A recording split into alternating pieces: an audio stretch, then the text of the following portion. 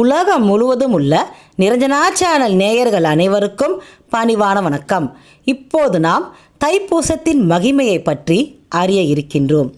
தை பிறந்தால் வழி பிறக்கும் என்பார்கள்.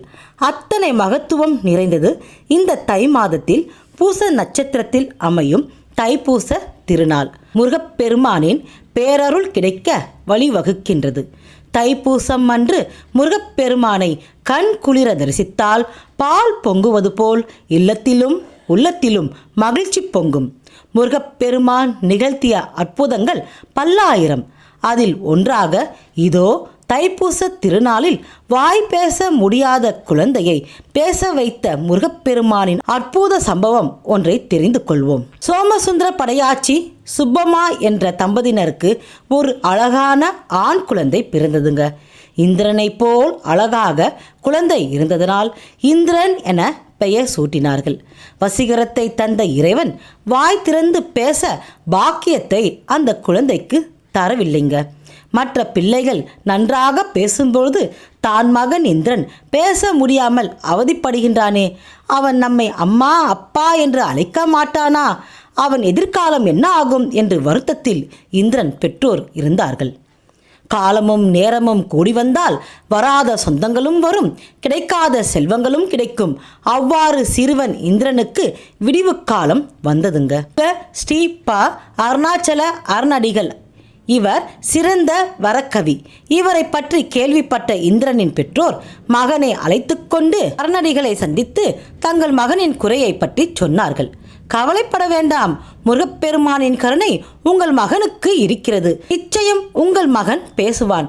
தைப்பூசத்தன்று உங்கள் மகனை பால் காவடி எடுக்க சொல்லுங்கள்.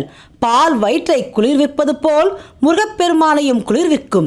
அத்துடன் முருகப்பெருமானின் பெயரில் 10 பதிகம் எழுதி தருகிறேன்.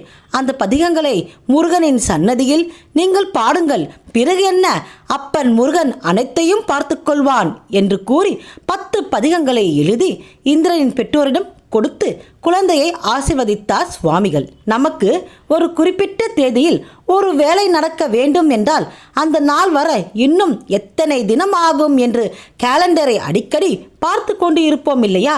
அந்த சமயத்தில் நமக்கு என்னவோ நாட்கள் பொறுமையாக நகர்வது போல் இருக்கும். ஒரு நாள் போவது ஒரு யுகம் கடப்பது போல் இருக்கும். அதுபோல்தான் இந்திரனின் பெற்றோருக்கும் இருந்தது.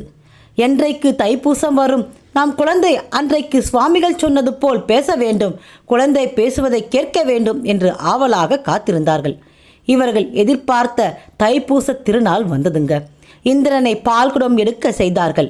பால்குடம் எடுத்த பிறகு சிறுவன் இந்திரனை அழைத்து கொண்டு முருகன் சன்னதியில் நின்று சோமசுந்தர படையாச்சியும் அவருடைய மனைவி சுப்பம்மாவும் அருணடிகள் எழுதி கொடுத்த 10 பதிகங்களை நம்பிக்கையுடன் பாடினார்கள். அப்பொழுது அந்த அற்புதத்தை நிகழ்த்தி காட்டினார் கந்தன். ஸ்ரீ அருணாச்சல அருணடிகள் சொன்னது போல் 10வது பதிகத்தை மனமுருகி பாடி முடித்தவுடன் இதுவரையில் பேச முடியாமல் அவதிப்பட்ட சிறுவன் இந்திரன் முருகப்பெருமானின் அருளால் அம்மா அப்பா என்று தான் தந்தையையும் தாயையும் பார்த்து அழைத்து பேசினான். இப்படிப்பட்ட அற்புதங்களை சர்வ சாதாரணமாக முருகப்பெருமான் நிகழ்த்துவார். நம்பியவர்களை காக்கும் கண்கண்ட தெய்வம் கந்தன். கந்தன் இருக்க குறை ஏது? தைப்பூசம் அன்று முருகப்பெருமானுக்கு பால்குடம் அல்லது காவடி எடுத்து முருகப்பெருமானை வணங்குவோம். நலன்கள் யாவும் பெற்று மகிழ்ச்சியோடு வாழ்வோம். வேலுண்டு வினை இல்லை, மயிலுண்டு பயமில்லை, குகனுண்டு குறைவில்லை, கந்தன் இருக்க கவலையே இல்லை. கந்தனுக்கு அரோகரா, முருகனுக்கு அரோகரா, வேலவனுக்கு அரோகரா. இதுபோல் இன்னும் பல பயனுள்ள தகவல்களை அறிய நிரஞ்சனா சேனலை பாருங்கள். என்றும் நிரஞ்சனா சேனலோடு இணைந்திருங்கள். நன்றி, வணக்கம்.